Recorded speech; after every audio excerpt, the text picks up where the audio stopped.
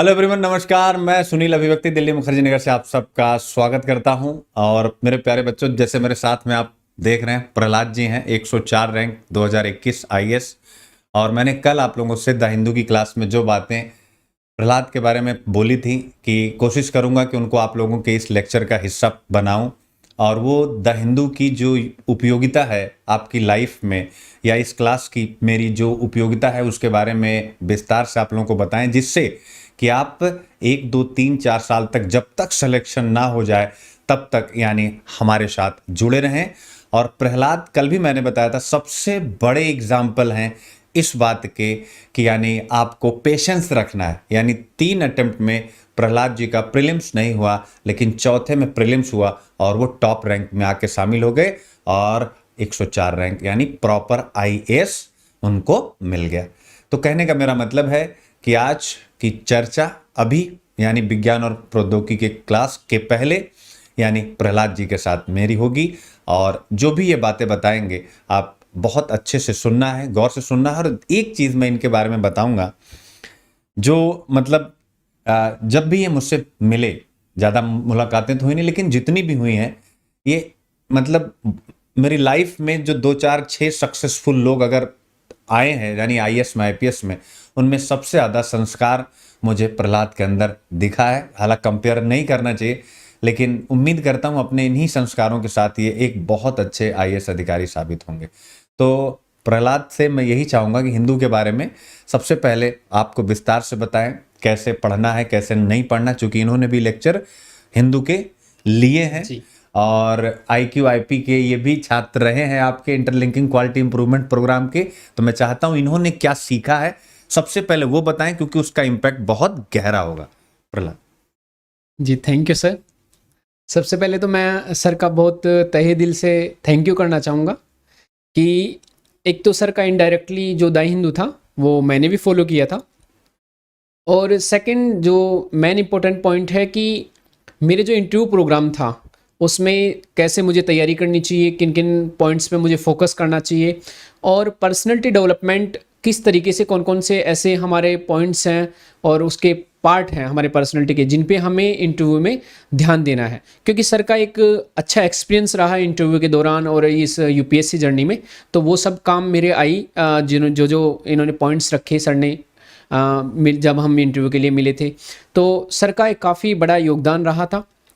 Second जो important है कि हिंदी मीडियम स्टूडेंट्स के लिए द हिंदू, तो डियर फ्रेंड्स, हमारे पास 2 ऑप्शन रहते हैं कि एक हमारे पास है दैनिक जागरण, जो हमेशा कोई भी सजेस्ट करता है कि दैनिक जागरण आप पढ़ लीजिए हिंदी में, और दूसरा हमारे पास एक ऑप्शन रहता है कि द हिंदू। लेकिन दैनिक जागरण पढ़ने में हमें इजी रहता है क्योंकि हिंदी मीडियम बैकग्राउंड से हम रहते हैं, तो उसमें हिंदी में ईजीनेस रहता है। द हिंदू पढ़ते समय हमें टाइम भी ज़्यादा लगता है और चीज़ें टफ रहती है शुरुआत में, तो हम शिफ्ट हो जाते हैं दैनिक जागरण की तरफ। लेकिन जब हम दोनों पेपर्स में कंपेयर करते हैं तो हम देखते हैं कि दैनिक जागरण जो पेपर है उसमें जो एडिटोरियल्स आते हैं या कोई भी न्यूज़ की जो फ्रेमिंग होती है, और दूसरी तरफ हम लेते हैं द हिंदू, उसमें जो एडिटोरियल आते हैं और उनकी जो फ्रेमिंग रहती है उनमें दिन रात का अंतर रहता है। उनमें जो एडिटोरियल्स लिखते हैं वो बड़े बड़े लोग रहते हैं द हिंदू में, उनके पॉइंट ऑफ व्यू बहुत इंपॉर्टेंट है। जो हमें जो यूपीएससी के एग्जाम है जिसमें हम अगर मान लो कोई भी कंट्रोवर्सी चल रही है, मान लीजिए एंटी डिफेक्शन लॉ की कोई कंट्रोवर्सी चल रही है, तो उसमें क्या क्या रिफॉर्म्स होने चाहिए, किस तरीके से होने चाहिए, जो एंटी डिफेक्शन लॉ आया उसमें क्या कमियां थी, कहाँ कहाँ उसका गलत इस्तेमाल हुआ। तो जो पॉइंट ऑफ व्यू रखते हैं वो एक बैलेंस वे में द हिंदू में जो पॉइंट्स रखते हैं वो काफ़ी अच्छे पॉइंट्स रहते हैं। अगर हम दैनिक जागरण से उन्हीं पॉइंट्स को उठाते हैं और वो एग्जाम में लिख के आते हैं तो उतना इम्पैक्ट नहीं डालते जितना हमें द हिंदू पढ़ने के बाद जो उनके पॉइंट ऑफ व्यू रखते हैं, और जो हमारा जो एक थिंकिंग डेवलप होती है उन पर्टिकुलर टॉपिक्स को लेकर, जो हमारे मेंस में भी काम आते हैं। हमारे प्रीलिम्स के लेवल पर हमें स्टैटिक्स वाले पार्ट में फिक्स हो जाता है कि ये पर्टिकुलर टॉपिक चल रहा है, हमें इस पर्टिकुलर टॉपिक पे ध्यान देना है, वो कहीं ना कहीं हमें प्री में काम आएगा। मेंस में उन्हीं टॉपिक से रिलेटेड, चाहे वो जीएस 1 हो, 2 हो, 3 हो, एथिक्स में भी उन्हें हमें यूज कर सकते हैं एज एग्जाम्पल, तो वहाँ पर भी हमें द हिंदू का यूटिलाइजेशन रहेगा। और इंटरव्यू के लेवल पर, इंटरव्यू में जब कोई भी कंट्रोवर्सी या कोई भी मुद्दे पर अगर हमें क्वेश्चन पूछते हैं, हम लेटेस्ट कोई ऐसा एग्जाम्पल देते हैं या उनके पॉइंट ऑफ व्यू के आधार पर हम कुछ अच्छे आंसर्स देते हैं, तो फिर लगता है कि हाँ, जो पर्टिकुलर जो कैंडिडेट है वो ज़्यादा मैच्योर है, इसको पर्टिकुलर जो भी इश्यू है, चाहे वो नेशनल इश्यू रहे या इंटरनेशनल इश्यू रहे, उस पर एक अच्छी पकड़ है। तो प्रेजेंट में ऐसे ही एडमिनिस्ट्रेशन के लिए लोग चाहिए जिनको नेशनल, इंटरनेशनल और इंडिया में कौन कौन सी प्रॉब्लम्स है जिनकी अच्छी पकड़ हो। अगर हम सरफेसली, सुपरफिशली बात करते हैं कि अगर मान लीजिए इंडिया में विमेन एम्पावरमेंट या विमेन की कौन कौन सी समस्याएं हैं, तो आप अगर कोई रिक्शा वाला भी रहे तो वो भी बता देगा कि भारत में महिलाओं की कौन कौन सी समस्या है।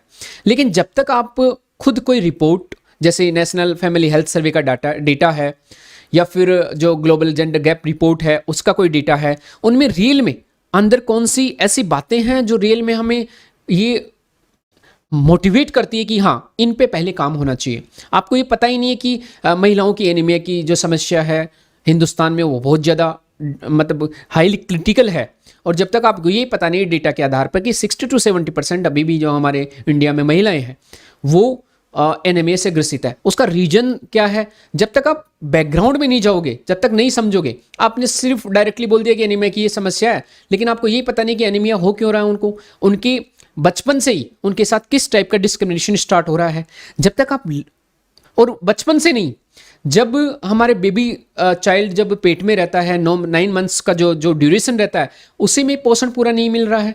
तो जब तक माँ को हम अच्छे से समझाएंगे नहीं कि पोषण की कौन कौन सी रिक्वायरमेंट्स रहती है एक बच्चे में, संतुलित भोजन की क्या रिक्वायरमेंट्स है, उसके बाद जो उनके जन्म के बाद जो 6 मंथ्स का जो फीडिंग है, ब्रेस्ट फीडिंग, वो हमारे यहाँ पर नहीं होता, उसके बारे में जानकारी नहीं होती, उसके बाद जो शुरुआती जो दिन है उनमें कौन सा फूड होना चाहिए, तो ये पूरा एक पैटर्न है। तब जाकर लास्ट टाइम, अब ये समस्या में कब दिखेगी, जब जो गर्ल्स है या फिर जो महिलाएं हैं 20 साल या 50 साल की जब हो जाती है तब हमें ये समस्याएं दिख रही है, लेकिन ये समस्याएं तब की नहीं है। तो आपको किसी पर्टिकुलर टॉपिक पर कितनी गहराई से पकड़ है, उनके कौन से डेटा हैं, रिपोर्ट्स क्या कह रही हैं, रिपोर्ट्स के आधार पर आपके आंसर को कितना आप ऑथेंटिफाई कर रहे हो, और इनोवेटिव पॉइंट्स अपने लेवल पर आप कितना सोच पा रहे हो, उन्हीं के आधार पर आपका जो मेंस का आंसर राइटिंग होगा वो अच्छा होगा। सेकेंड जो इंपॉर्टेंट पॉइंट है कि हिंदी मीडियम स्टूडेंट्स के साथ प्रॉब्लम शुरू में आती है कि हिंदी का कुछ भी मैटर रहेगा वो इजीली पढ़ लेंगे, लेकिन जैसे द हिंदू है तो द हिंदू में शुरू में उसके वो क्या कहना चाहता है, उसकी लैंग्वेज थोड़ी टफ रहती है। तो इसके लिए मेरा सजेशन ये है कि आपने पेपर लिए, आप द हिंदू पेपर लो, उसको एक बार हेडिंग्स देखो कि क्या क्या हेडिंग्स आई है। उसमें एक और आप काम कर सकते हो कि दैनिक जागरण पेपर को पहले आप पढ़ लो, 15 से 20 मिनट या आधा घंटा दे दो, जितने जितने पॉइंट्स हैं, टॉपिक्स हैं। उसके बाद द हिंदू को लो, आपको लगेगा कि लगभग 40 से 50% न्यूज सेम है, हेडिंग सेम है। तो एक बार जब आप हेडिंग से अटैच हो गए कि हाँ द हिंदू में वही हेडिंग है, थोड़ा आपको बैकग्राउंड समझ में आ गया कि ये न्यूज़ है, उसके बाद आप द हिंदू को देखो 10-15 मिनट। उसके बाद मेरा सजेशन रहेगा कि जैसे सर का एनालिसिस है, सर का एनालिसिस थोड़ा कंप्रेहेंसिव वे में होता है, आप और भी कंपेयर कर सकते हो। मैं ऐसे नहीं कह रहा कि सर को ही फॉलो करो, लेकिन आपके ऊपर डिपेंड है कि जिसका भी आप फॉलो करो वो ऑथेंटिफाई होना चाहिए, आपको आपका उस पर विश्वास होना चाहिए। तो जैसे भी आप सर्च करोगे यूट्यूब पर, बहुत सारे द हिंदू एनालिसिस करवाते हैं। हमारा जनरली कॉन्सेप्ट क्या रहता है कि 30 मिनट में कौन करवा रहा है, कम टाइम में कौन करवा रहा है। तो आप देखो कि 30 मिनट में करवाना इंपॉर्टेंट है या जो आपको एग्जाम के पॉइंट ऑफ व्यू चाहिए, कोई भी पॉइंट्स, वो इंपॉर्टेंट है। आप इन्हीं बातों को अगर नहीं समझ पाओगे तो फिर आप गलत डिसीजंस लोगे। आपका काम होना चाहिए कि द हिंदू में जितने भी पॉइंट्स आए हैं, अगर उसको करने में आपको 2 घंटे भी लगता, मुझे शुरू में 5-6 घंटे लगते थे, तो शुरू में आपको टाइम लगेगा। अब आपने स्टडी स्टार्ट की, आपने अगर 15 से 20 दिन अभी जस्ट आपको हुए हैं और अभी से आप टेंशन ले लगे कि मेरे 2 घंटे तो द हिंदू में जा रहे हैं, वो ज़रूरत है इस एग्ज़ाम की। अगर शुरू में, मैं आपको कह रहा हूं कि अगर आपको शुरू के 3-4 महीने, अगर आप नए स्टूडेंट हो, अगर आपको 5-6 घंटे पढ़ने में द हिंदू में लगते हैं तो भी आपको दिक्कत नहीं होनी चाहिए, क्योंकि वो आपका बेस इतना सॉलिड बनाएगा फिर धीरे धीरे, और टाइम फिर अपने आप रिड्यूस हो जाएगा, क्योंकि आपको पता है कि क्या क्या प्रॉब्लम्स थी, कहाँ जी, टॉपिक्स बिल्कुल रिपीट होंगे। तो मेरा कहना यही है आपको कि आप कंपेयर करो और सर का देखो। जब आप फाइनली एक डिसीजन ले लो फिर कि नहीं सर बेस्ट है, फिर आपको छोड़ना नहीं हाथ।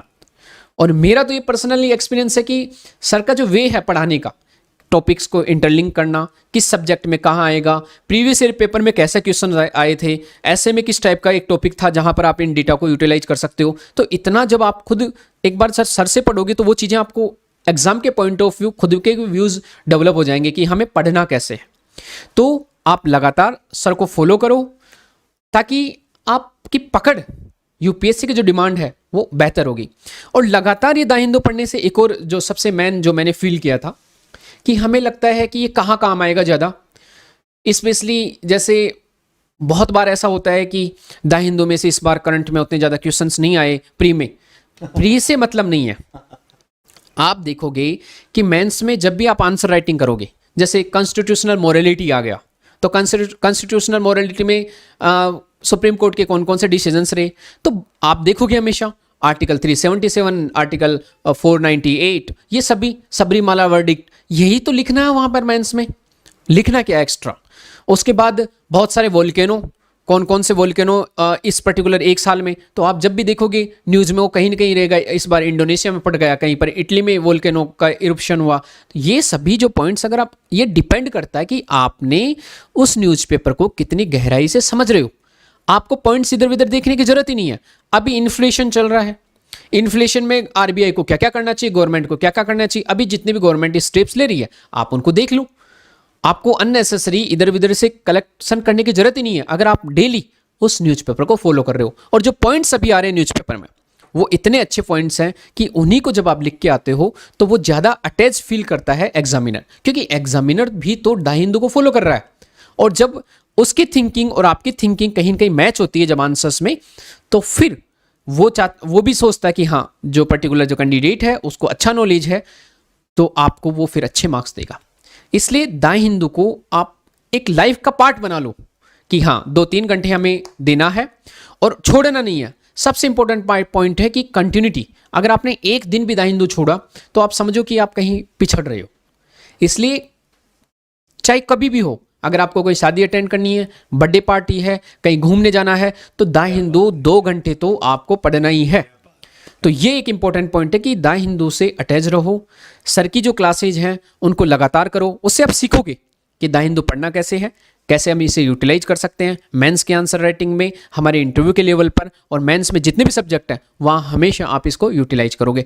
तो मेरा एक पर्सनल सजेशन है माय डियर फ्रेंड्स कि सर को बिना किसी डाउट के जितना टाइम आप दे सको द हिंदू पढ़ने में, उसको अच्छे से एनालिसिस करो और नोट्स भी बनाओ साथ में।